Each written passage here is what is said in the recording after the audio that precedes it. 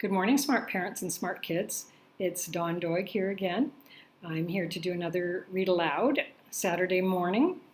Today I have chosen my book, And So Ahmed Hears. As I mentioned before, I was an audiologist for 23 years. I wrote this book while I was working in Kuwait. I was there with a Canadian healthcare team. We were there to try and help improve healthcare services in the country. Not just audiology, but also occupational therapy, physiotherapy. So I wrote this book, and it was inspired by all of the children I've worked with as an audiologist. The main character has an Arab name because I was in Kuwait at the time. I also wanted to send out the message that hearing loss has no boundaries. It affects children in all cultures. It affects children of all ages. I have worked with children as young as 2 days old. I have fit hearing aids on infants. I have fit hearing aids on young children. And I've even worked with people as old as 96 years of age. So hearing loss affects the entire spectrum of age. And, it's considered a hidden disability. Unless you actually notice that somebody has hearing aids, you may not even be aware that they have a hearing loss. But the people who have a hearing loss are struggling to communicate. They have challenges every day. So we need to have some understanding. We need to be there to help them if we can. We need to have patience. So yes, this book was initially published as a humanitarian project by a hearing aid company in Canada called Doig Canada. It was provided free of charge to families in Canada. It was published in 2008. It was republished in 2017 by Pennant Publications in the United States, and that has made it available to people worldwide. So this is And So Ahmed Hears. It was illustrated by Renee Benoit. She's a Canadian illustrator. I unfortunately have not had the chance to meet her. She was discovered by Doig Canada, and they had her illustrate the book. The book was translated into Mongolian. I lived in Mongolia for 5 years. I was teaching English as an additional language there, and the local Rotary Club offered to translate the book into Mongolian. So it's actually the only book of mine right now that is available in another language. I have just finished illustrating 2 books. They are going to be available in French and Spanish in addition to English. And 2 of them are actually going to have both languages, either French and English or Spanish and English, within the same book. So that's pretty exciting. Anyway, so here's And So Ahmed Hears. And the dedication. I would like to dedicate this book to the hearing impaired children of the world, but particularly to those children I have had the pleasure of working with in Canada, Vietnam, Kuwait, England, and most recently Saudi Arabia. I was working as an audiologist in Saudi Arabia when the book was published the first time. I have had an extremely rewarding career as an audiologist, and it has been both challenging and fulfilling to work with these children and their families as they discover sound and learn to communicate with their residual hearing. Residual means if they actually have any hearing left. Okay, some people are totally deaf. There is no hearing at all, but some are hearing impaired, and they do have some hearing left that we can work with hearing aids. I would like to acknowledge a very special little girl, Divya, who was just 3 years old when I taught sign language to her and her mother in Kuwait. She has touched my heart, and I will never forget her determination to learn. The sounds of life are truly a blessing that all should be able to enjoy.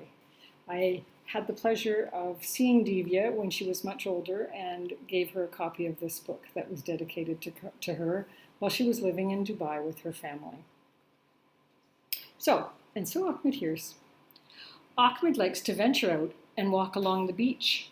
The seashells, although tiny, are well within his reach.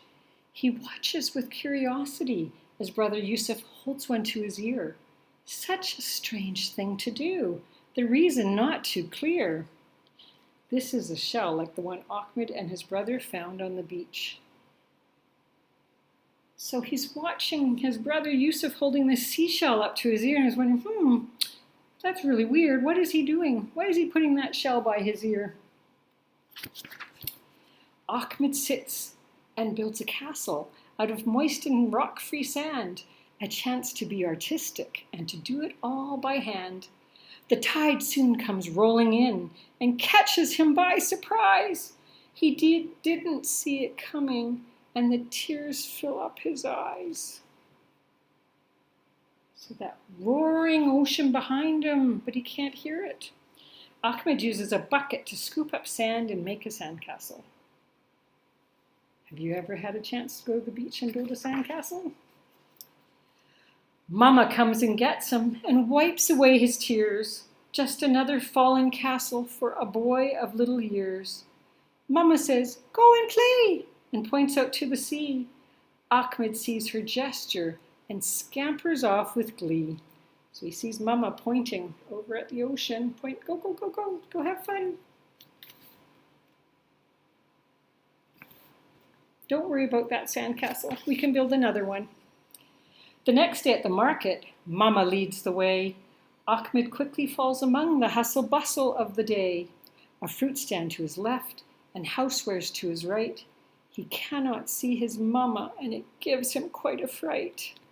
Have you ever been lost in a store, in the market? You can't find your Mama? Pretty scary. These are some of the foods that Ahmed and his mother bought at the market. Some yummy fruit. The man at the fruit stand can see the panic on his face and gently takes him by the hand to a safer place. He offers a banana, which Ahmed accepts without a sound. He wishes then, with eyes closed tight, that Mama will be found. His eyes still closed, he startles as someone gently strokes his hair. He looks up and sees his Mama and the fruit man standing there. Ahmed sees the worry on Mama's face and in her eyes. He didn't mean to frighten her, as silently he cries. Poor little Ahmed. Lots of things are making him sad. He can't hear any of these things. Mama puts her fingers to her lips and then hugs him to her chest. The silent gestures are what Ahmed seems to understand the best. She takes him then by the hand, and willingly he walks. Although he seems to understand, Ahmed never talks. Why do you think he doesn't talk? Later on, they take some snacks and head out to the park, so Ahmed and his brother can run and play before it's dark. Ahmed likes the loopy slide and swinging on the swings. For someone who's not quite 3, these are cherished things. There he is at the park, having fun on the slide. At the park, Ahmed may ride on the hobby horse. Lots of fun things to do at the park, and you don't need to hear them. But just as suddenly as the fun begins, it can also end. And Ahmed didn't see the swing, guided by his friend. Although Mama yelled and Yusuf ran, Ahmed didn't stop.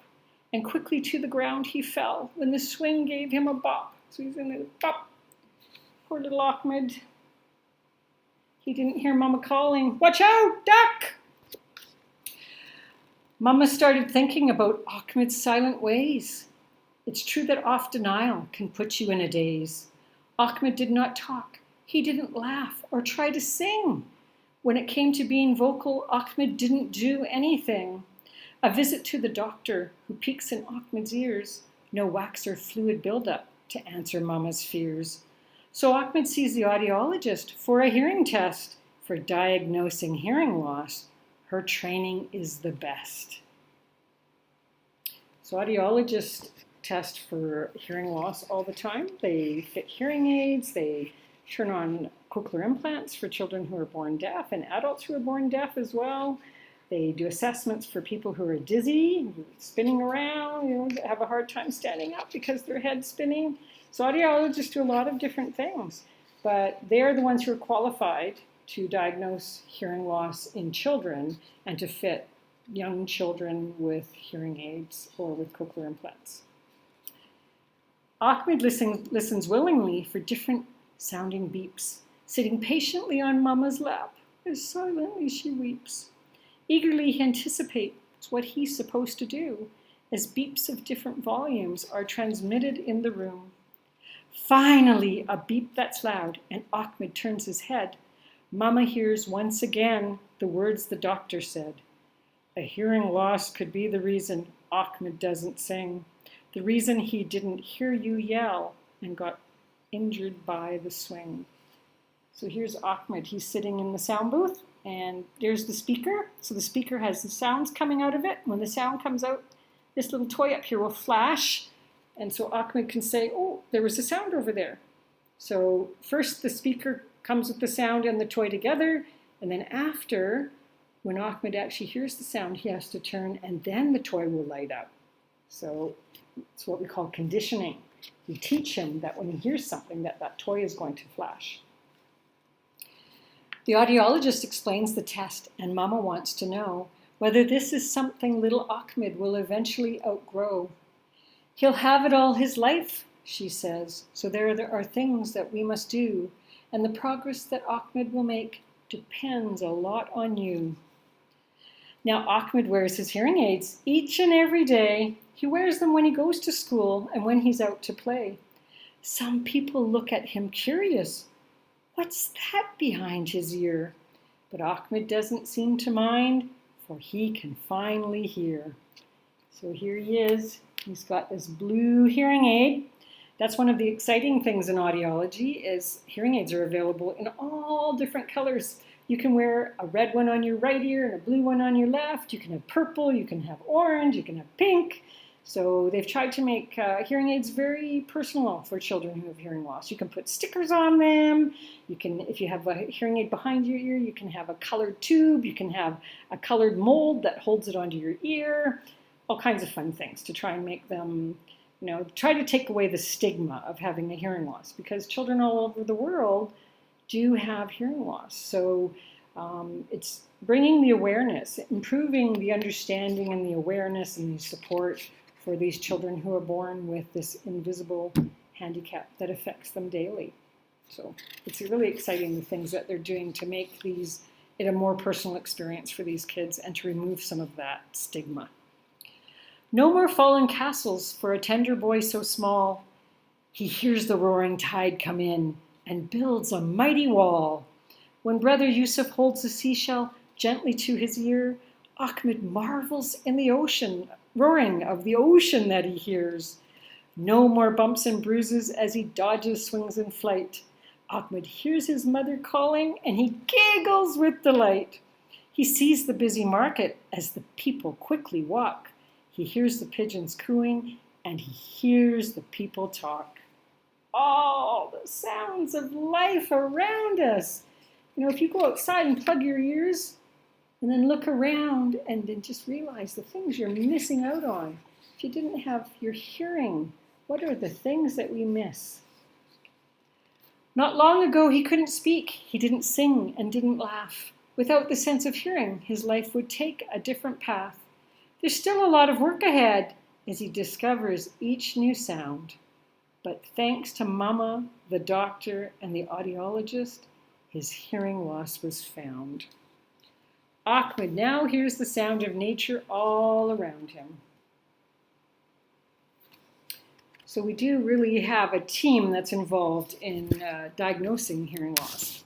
We have the ENT doctor, we have the pediatrician, we have mom and dad, we have the audiologist. So, the first thing is a concern. So if parents have a concern, that is absolutely number one. Who knows their children better than their parents? So if parents have a concern that their child might not be hearing, there's delays with their speaking, they don't come when you call them, it's always worth having it checked. And the first step is to go to the doctor, get a referral to an audiologist, and have that assessment done. It's a quick thing to do. Depending on the age of the child, it can be much more involved if it's an infant. But it's worthwhile to know. Don't close your eyes to it. If you think that there might be an issue, then have it checked. It's a quick thing to do, and it can mean a world of difference for a child. For families and children, it's important, just to be aware that there are individuals around us who have hearing loss, whether it's a child, whether it's a grown-up. It might be grandpa who doesn't hear everything that's being said. You know, you can raise your voice a little bit, but don't yell. That distorts actually the way that your voice sounds and can make it more difficult. But you know, we really do need to be aware that that hearing loss exists. It exists in all ages, and it can affect somebody emotionally and socially. So it's really something that we need to help the person get some help if it's a reality for them. And for children, the first 2 years are critical for speech and language development. So the earlier a hearing loss is identified and interventions are put into place, whether it means having hearing aids or even a cochlear implant in the case of deafness, it can mean the world of difference for these children. So important to have it checked if there's a concern. You know, and even for children in school, you know, you may encounter someone in the class who has hearing aids. The best thing to do is to be there to help them if they need support. If they missed what the teacher said, you know, you're there to tell them, you know, to encourage them, to show kindness and compassion.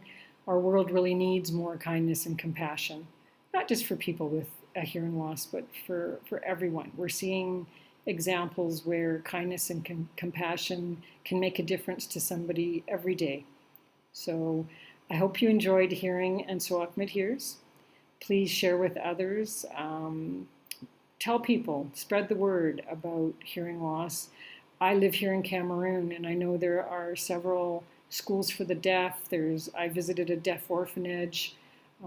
So there are children worldwide who could use our help, who could use the help of others. They need to be shown the kindness and compassion. So enjoy and have a wonderful Saturday.